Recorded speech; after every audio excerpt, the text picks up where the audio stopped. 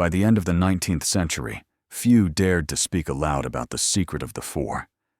The story that began in the basement of the White House in 1862 had dissolved into the layers of urban legend, whispered rumors that blurred into myth. But in March of 1896, an event in New York City tore the legend back into reality.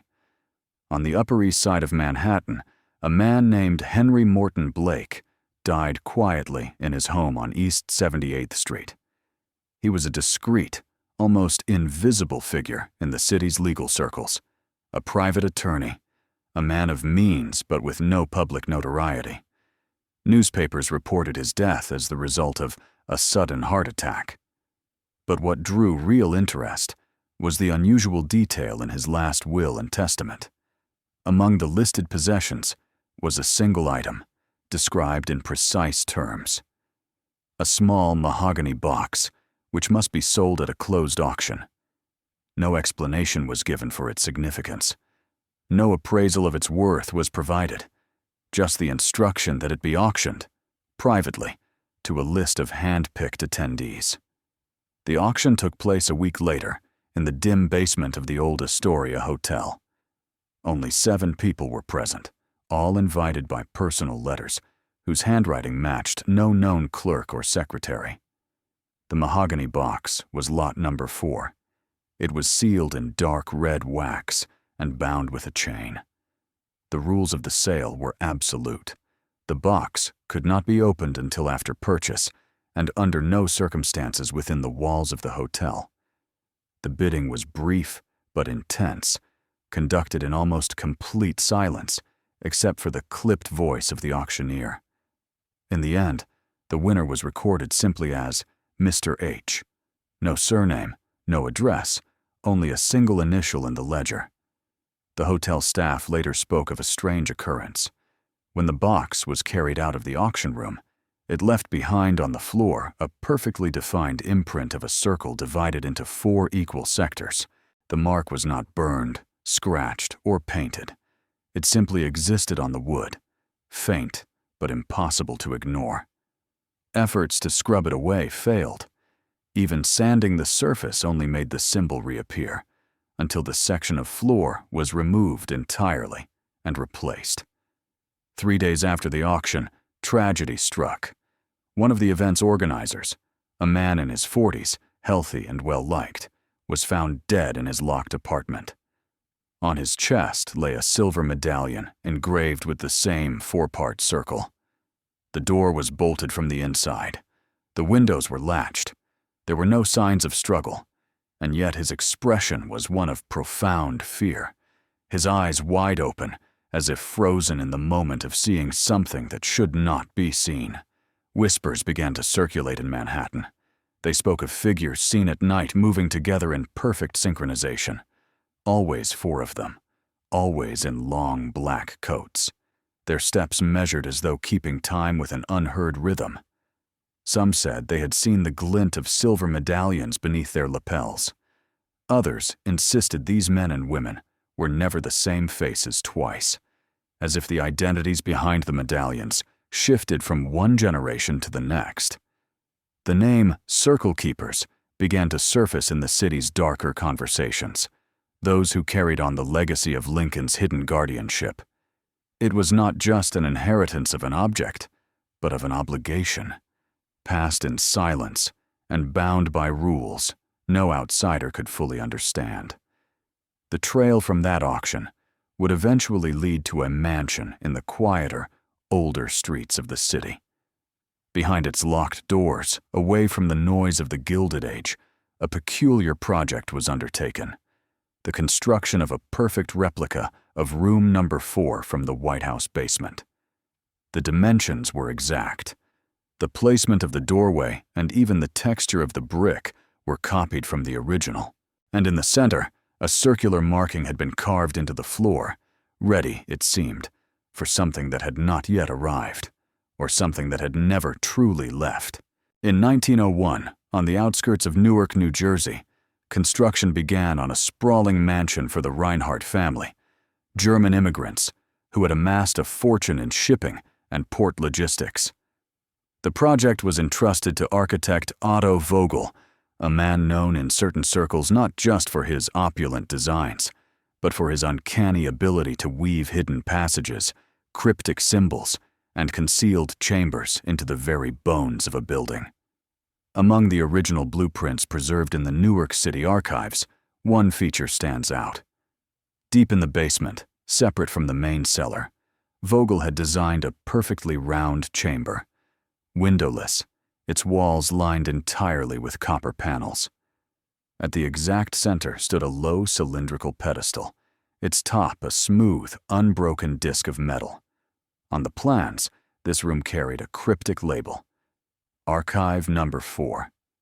Publicly, the Reinhardts explained it away as a wine cellar. The copper, they said, meant to keep temperature stable. But the workers on site told a different story.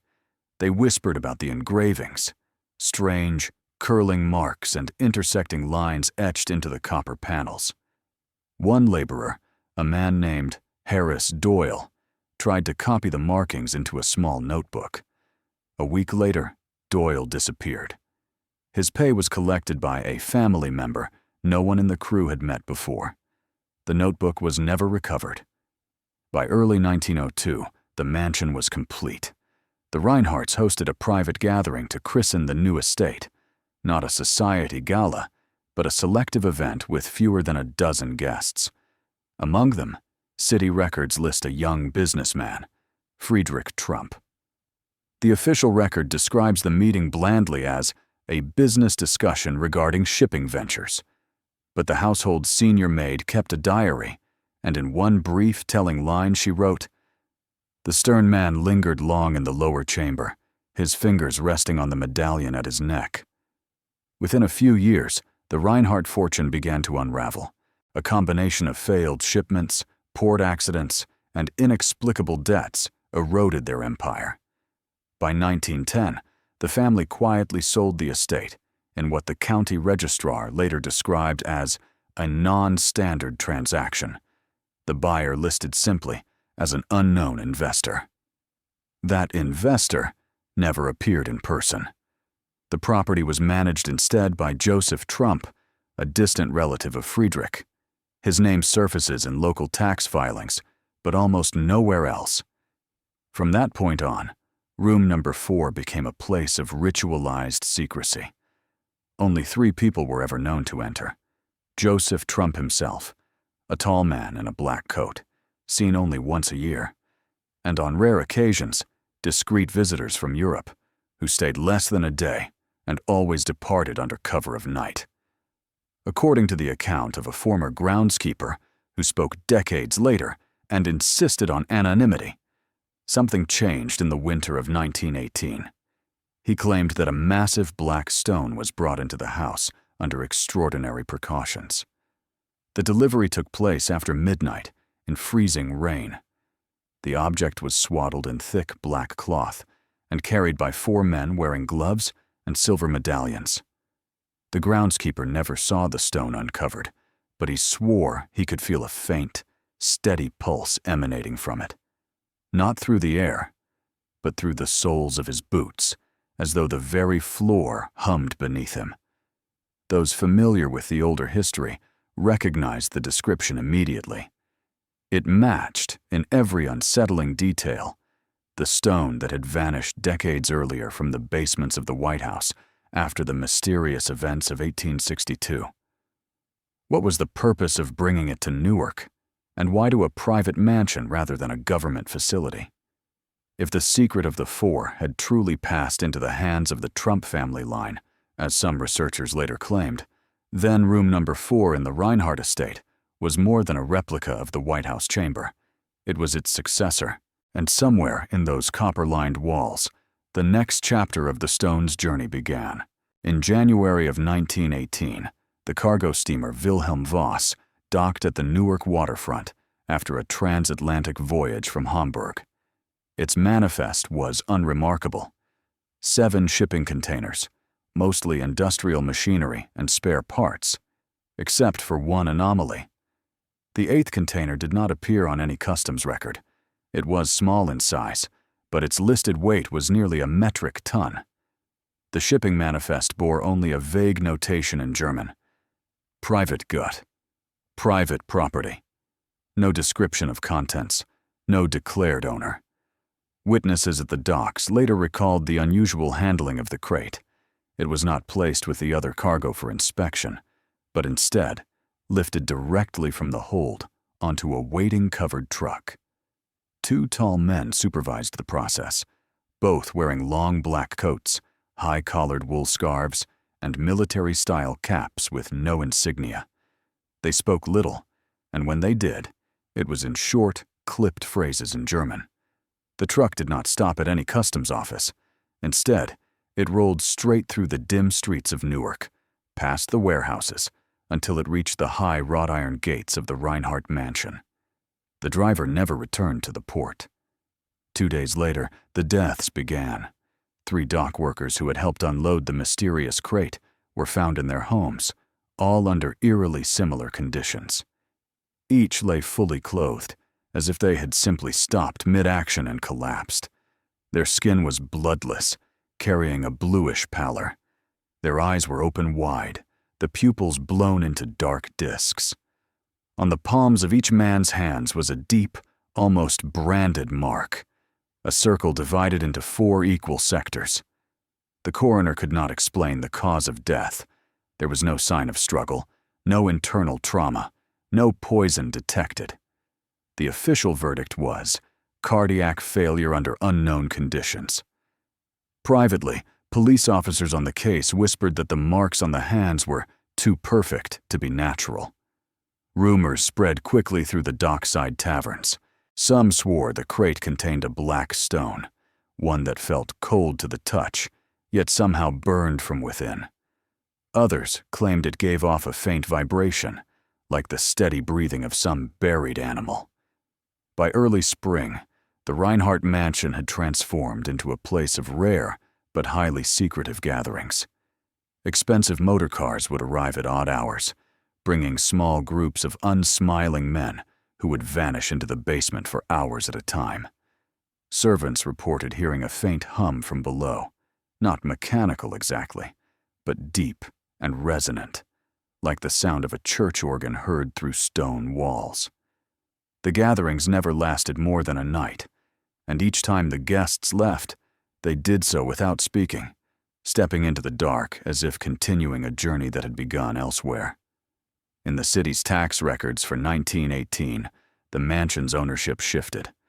The new owner was listed as Trump Encumbered Holdings, with Joseph Trump's signature at the bottom of the transfer deed. No money changed hands in the sale. The property simply passed from the Reinhardts to the holding company. Only one surviving source, a brief column in a Newark newspaper, mentioned anything unusual about that night. It noted that a faint golden light was observed through the basement windows of the Reinhardt estate during the hour before midnight. The article was buried in the local section and forgotten within days. But for those who had followed the fragmented trail of the secret of the 4, it was the first public hint that the black stone, lost since the days of Abraham Lincoln, had resurfaced. From that moment on, the true history of the mansion's basement and of room number 4 within it would belong to the Trump family. July 1918 brought a heat wave so fierce that the wrought iron railings along Newark's balconies scorched the skin at the slightest touch. Pavement shimmered in the haze, and the air above the harbor was heavy with the smell of salt and coal smoke. Yet in the basement of the Reinhardt mansion, the temperature never changed. It remained as cold as a glacier cellar, a steady, unnatural chill that no summer heat could penetrate. On the night of July 14th, 4 men descended into room number 4. Their identities would never appear in a single official document together, but scattered sources allow us to name them. Joseph Trump, the mansion's new owner and controller of Trump Encumbered Holdings. A tall, silent figure in a black cloak, face shadowed beneath the brim of a wide felt hat. A silver-haired Boston attorney known for his dealings in discreet inheritances. Thomas Reynolds, a young and ambitious banker with a reputation for taking risks. The circular chamber was lit only by 2 shielded oil lamps, their light glinting off the polished copper panels lining the walls. In the exact center of the room stood the low copper pedestal, and upon it, the stone. It was black, without a single fracture, its surface so smooth and reflective that it seemed to swallow the light. At times, it appeared to ripple faintly, as if the solid mass were, in fact, liquid just beneath its skin. No first-hand witness accounts survive. The servants were dismissed from the mansion that evening. But in the city police archives, there is a single report from a patrol officer on night watch. He noted an unnatural glow visible through the half-basement windows of the Reinhardt estate. The color, he wrote, was a warm golden hue that nonetheless carried the feeling of cold. By dawn, only 3 of the 4 men emerged onto the veranda of the mansion. Each wore around his neck an identical silver medallion engraved with the symbol of a circle divided into 4 equal sectors. Thomas Reynolds was gone. No announcement of his departure was made. The bank he worked for reported him on extended leave, but within months his office was emptied and his personal records erased. Local rumor, whispered only in the back rooms of Newark's older taverns, claimed that Reynolds had become part of the stone, not figuratively, literally. According to the legend, after that night, the artifact's surface bore a faint distortion, the blurred outline of a human face, features stretched as if beneath deep, dark water. In the weeks that followed, the neighborhood around the mansion changed. Clocks in nearby houses would sometimes stop exactly at 4 a.m., their pendulums frozen for 1 minute before starting again on their own. House pets, dogs and cats alike, refused to walk along the street leading to the Reinhardt gates, sometimes bolting into traffic rather than pass the property. Researchers studying the fragmentary accounts believed the stone had been activated that night. The presence of 4 medallion bearers, the circle, was required for it to function. And once the circle was complete, the artifact would not rest. But by the autumn of 1918, its cost became clear. One of the remaining 3, the Boston attorney, died under circumstances so bizarre that the coroner's report was sealed by court order. Within a week, his medallion was passed to a replacement, a man whose last name would, in decades to come, be directly tied to the highest tiers of American political power. The circle endured, and the stone remained in room number 4, waiting for whatever would come next, October 1918. The second wave of the Spanish flu swept through Newark like a dark tide. The papers printed grim columns about overflowing hospitals, coffins stacked in church basements, and funeral processions that wound for blocks. But one death went entirely unmentioned in the press, the passing of the silver-haired Boston attorney, one of the 4 who guarded the stone. The official cause: complications from influenza. But according to 2 physicians who took part in the autopsy and later spoke anonymously, the man showed no sign of the virus. Instead, they found something else. His heart had contracted into a hard knot, the muscle tissue transformed into a dense, stone-like deposit. The fibers of his arms and neck had the same texture, brittle and mineralized. And his eyes, the pupils had turned a metallic gold. Around his neck hung the medallion of the 4. On the reverse, freshly engraved, were the words, "He is gone, but the circle lives." Within a week, the vacant place in the circle was filled. The choice fell to Frederick Trump, a distant relative of Joseph Trump, already making his name in the real estate and hotel trade. By all public accounts, Frederick's arrival in Newark was routine, a businessman visiting family, perhaps exploring investment opportunities. But the mansion's housekeeper, whose private diary surfaced decades later, wrote something else. He went down into the copper room after sundown. The stone, it changed.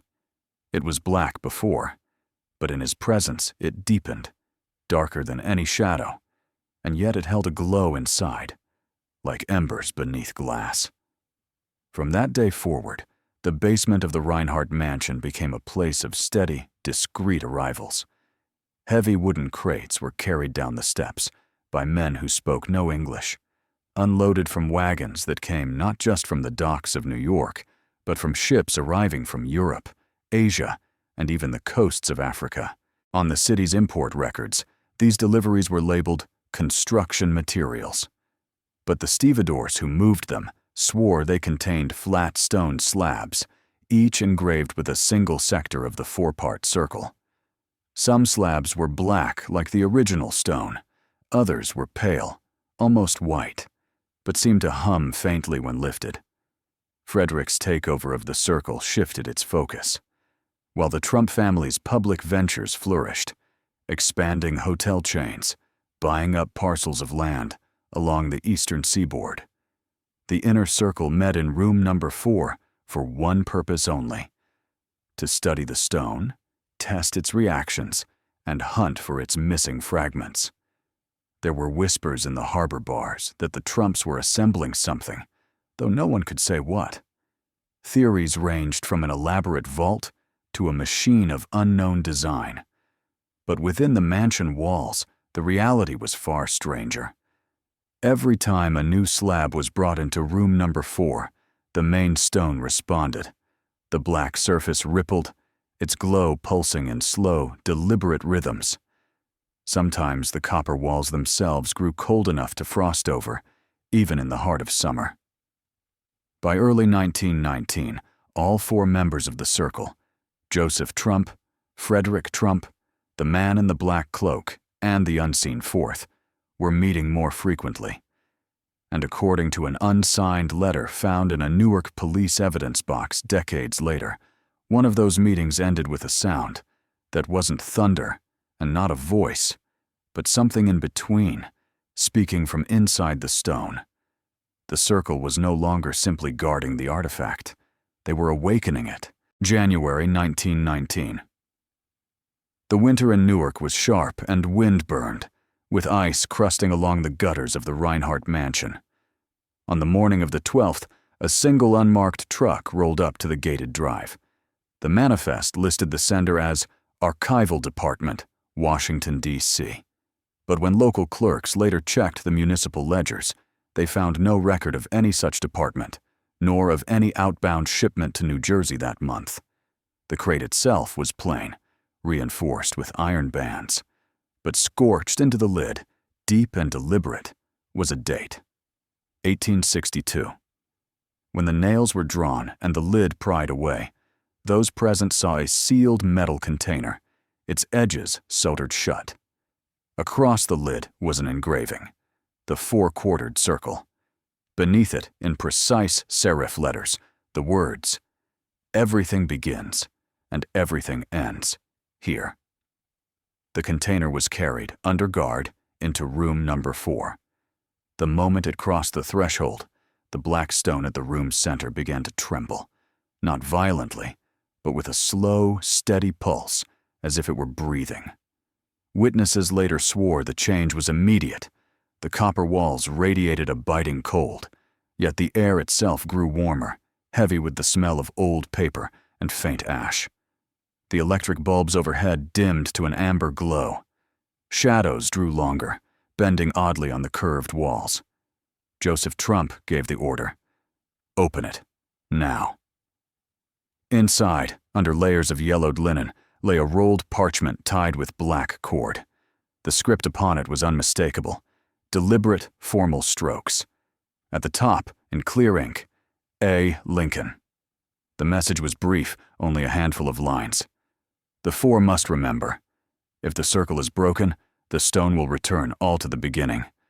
Those who touch it will become part of it. Beneath Lincoln's name were 4 fingerprints, each pressed into the ink within its own quarter of the circle. 3 prints were faded with age. The 4th was sharp, recent, fresh enough that the ridges still gleamed in the lamplight. That night, Newark went dark.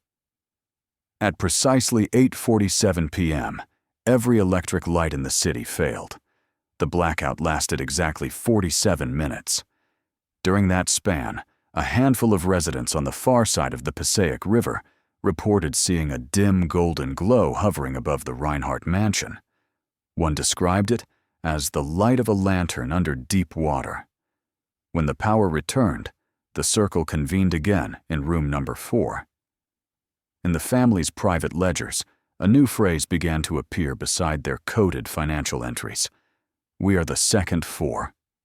With the phrase came a shift in their behavior. From that winter onward, all 4 members were required to be present in the room whenever the stone was uncovered. It was not superstition. The stone demanded it. Any absence was met with immediate consequences. One member collapsed into convulsions after being delayed by a train. Another suffered a sudden, violent nosebleed that left the copper floor spattered. The most unnerving incident came in March. When the man in the black cloak failed to arrive on time, the remaining 3 experienced simultaneous blackouts. Witnesses later found them standing around the stone in total silence, eyes open but unfocused, each with thin streams of blood running from the tear ducts. The parchment from Washington, Lincoln's parchment, had done more than bridge a gap between eras. It had fixed the rules. The circle could no longer be broken without consequence. The stone could not be destroyed. And when the time came, it would not be surrendered. It would be passed. The family archives would never again refer to it simply as the stone. From 1919 onward, it was written in cipher as The Inheritance, Spring, 1919. For the first time since the black stone had been in their possession, the Trump family decided to use it not as guardians, but as owners. Their goal was precise: to focus the stone's influence on a single outcome, an upcoming shipping contract in the port of New York. If secured, it would grant them a near-total monopoly on a supply chain from Europe. The plan required all 4. At exactly midnight, the circle assembled in room number 4. Lincoln's parchment was unrolled on the copper pedestal. The black stone sat in the center, surrounded by the 4 silver medallions, each aligned to its quarter of the engraved circle. When all 4 placed their hands upon the stone, the air changed instantly. Silence fell so deep that even the sound of their own breathing vanished. One of them later wrote that it was as if my blood had stopped moving. Then, without a sound, fine hairline fractures began to appear in the copper walls, glowing with a strange light, gold, but veined with black, like molten metal churning under the surface. The stone grew warmer, and an unmistakable metallic taste coated their tongues. That same night, without warning, a storm rose over Newark and the lower reaches of New York Harbor. But it was no rainstorm. The sky blackened as though under eclipse, yet no clouds moved. For 7 days, daylight was dulled, shadows stretched unnaturally, and the air hummed faintly in the stillness. Electrical grids began to fail, street lamps flickered, mechanical clocks stopped at random hours, then restarted without being wound. Compasses spun aimlessly. And in those same 7 days, every major rival to the Trump shipping interests suffered disaster. One warehouse burned in the night, leaving only a circle of unscorched floorboards at its center. A second rival watched a fully loaded vessel vanish from the harbor, last seen drifting under clear skies before disappearing behind a veil of unnatural fog.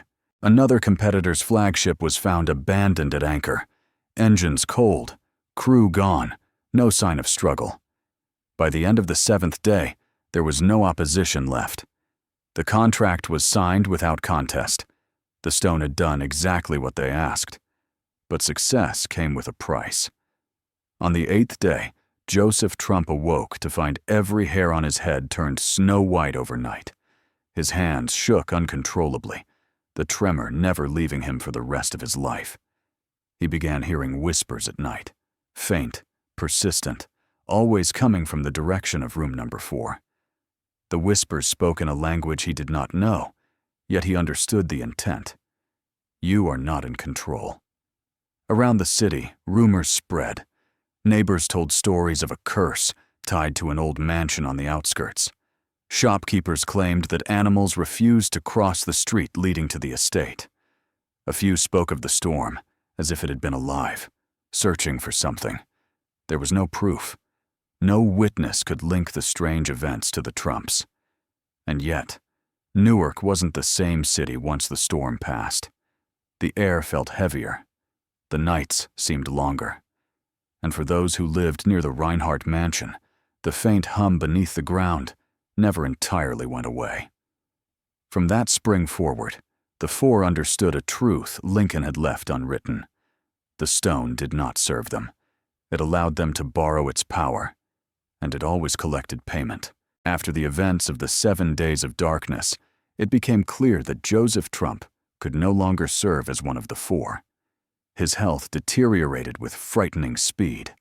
He struggled to hold even the lightest objects, fumbled with his own signature, and began failing to recognize certain relatives. By winter, he spoke less of business and more of faces in the stone, watching him, following him into his dreams, whispering without sound. The family faced a dangerous dilemma: replace him, risking the rupture of the circle, or attempt to seal the stone temporarily. The second option was dismissed immediately. Lincoln's parchment had been explicit.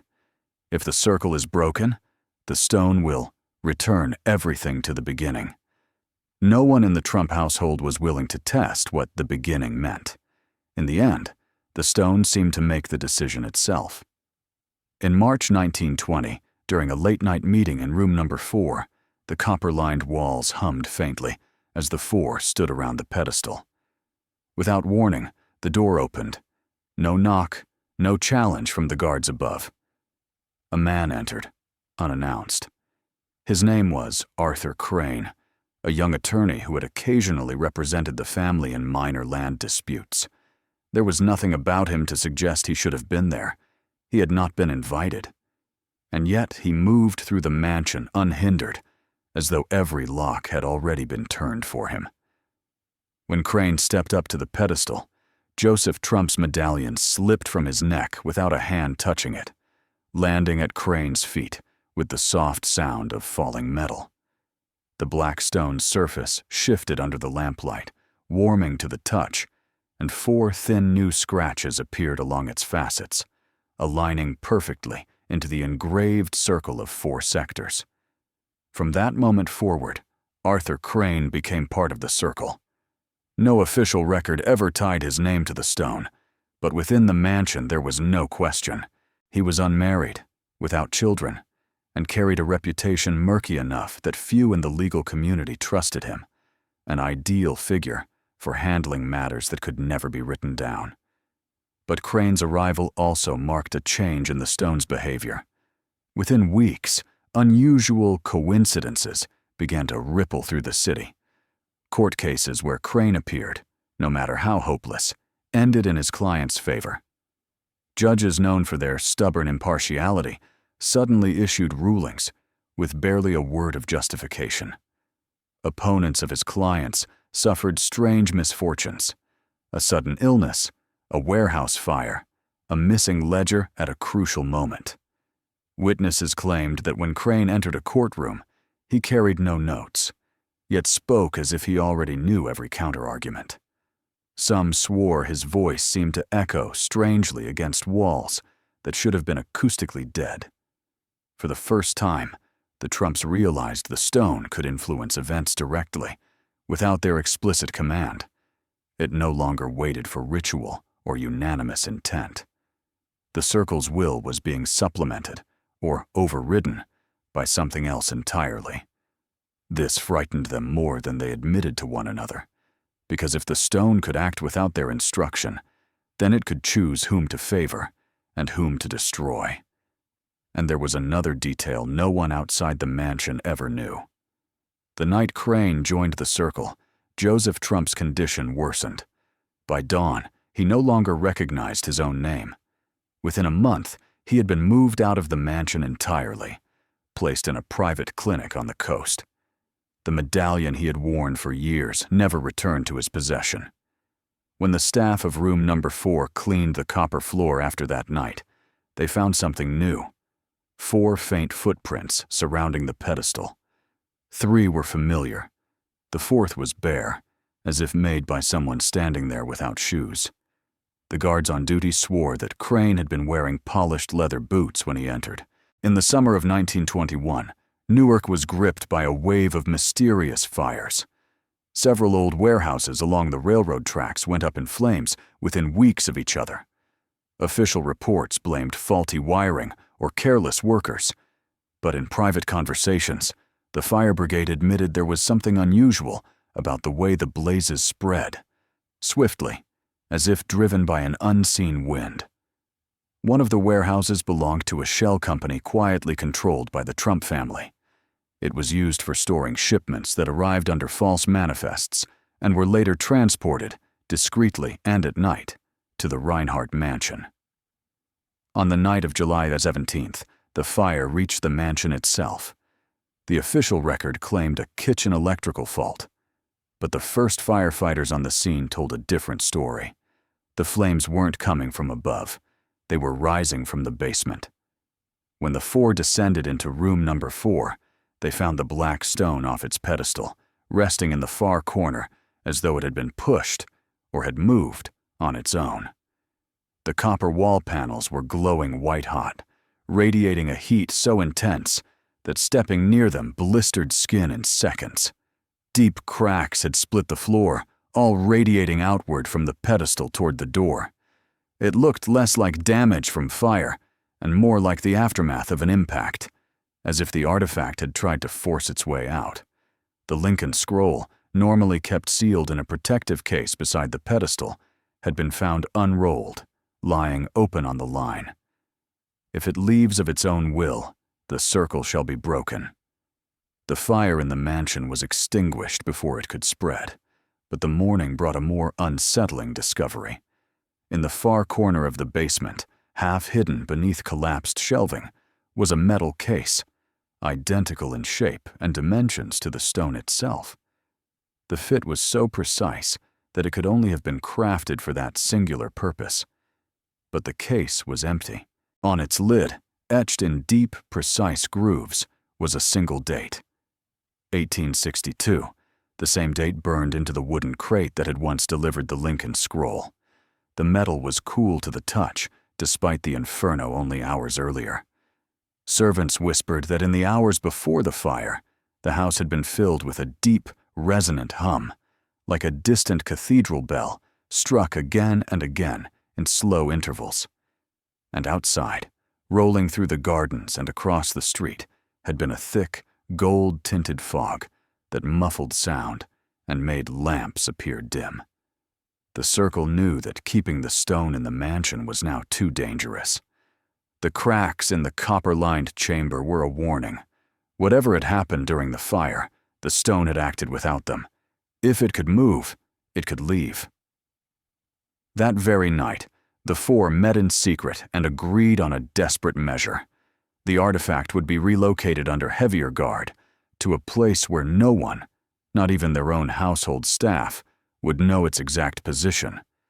But the relocation would not go unnoticed. As the stone made its way east toward New York City under the cover of darkness, its presence drew attention, the kind of attention the circle had managed to avoid for decades.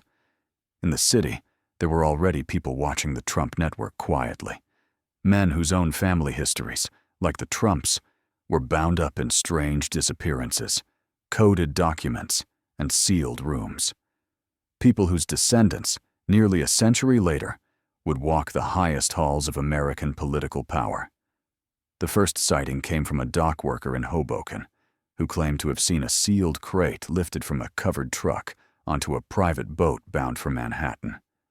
The crate, he said, seemed heavier than it should have been, as though it didn't want to be moved. He recalled one more detail. When the crate shifted in the sling, it gave off a sound, not wood scraping against wood, but a low, throbbing pulse, like a heartbeat too slow to be human. The circle had wanted to hide the stone. Instead, they had announced its existence to a new set of eyes that would not forget what they had seen. After the fire and the stone's apparent attempt to leave its chamber, the circle understood one thing with absolute clarity. Remaining in Newark was no longer an option. The authorities had begun asking too many questions about the blaze, and the strange rumors of a mansion wrapped in golden fog were spreading through the city faster than the circle could suppress them. By early September 1921, a decision was made. The stone would be moved far from the Reinhardt estate, to a place where its presence could be hidden in plain sight. It was sealed inside the same metallic case, the one etched with the date 1862, and in the dead of night was loaded onto a covered truck. The route into New York was deliberately chaotic. The convoy changed vehicles multiple times, stopping at unmarked warehouses and back alley loading docks. Each transfer was designed to mislead any potential watchers, scattering the trail until no single driver knew the entire path the stone had taken. The final stop was an unassuming warehouse in Queens, recently purchased and registered under Trump and Cumber Holdings. On the outside, it looked like any other brick storage building, but deep inside, a perfect replica of room number 4 had been built. Walls lined with copper panels, a circular pedestal positioned exactly in the center, temperature control systems humming quietly in the corners. This time, the chamber was reinforced with a steel frame hidden behind the copper, an extra skin meant to contain or restrain. The entrance was guarded by a massive mechanical vault door, its combination known only to the 4. Even the men who installed it were told the chamber was nothing more than a wine cellar for sensitive European imports. Unofficial accounts from the period mention one other figure present on the night the stone was installed in its new chamber. He was described as tall, with sharp, angular features, and an unsettling stillness in his posture. In internal paperwork, his name appeared only once: Donald. His role at that time was unclear, but decades later, this same name would surface again, woven tightly into the history of the family dynasty. Once the stone was in place, the circle noticed something they had never seen before. The artifact stopped calling for them. The almost instinctive pull to gather, the pressure that had forced them to meet regularly in Newark, was gone. Its surface, once warm to the touch, turned cold again. The faint golden shimmer that had sometimes played across its black skin vanished completely. It was as if the stone had gone dormant. Some within the circle feared this silence, interpreting it as the calm before a greater storm. Others saw it as a blessing, proof that relocating the stone had severed whatever connection tied it to the old chamber. But none of them could shake the feeling that this wasn't the end, only an intermission. For the next 18 years, the stone sat in its fortified chamber beneath Queens, untouched except for the periodic inspections carried out by the 4. No hum, no light, no heat. It was an object without presence, until one looked too long at its surface and felt the faintest shift, like the shadow of movement beneath still water. Outside, the world changed. The Great Depression rose and fell. New York grew upward in steel and glass. The Trump family quietly expanded their influence in construction and hospitality, funding ventures others wouldn't touch. And through it all, the chamber in Queens remained sealed, waiting. The circle would later come to believe the stone had been watching during those 2 decades, observing, measuring, choosing its moment. That moment would come in the early 1940s, when a convergence of war, politics, and something far older would wake it again. The sleep of the stone was only the longest breath before the next chapter in what history would one day call the Trump Dynasty.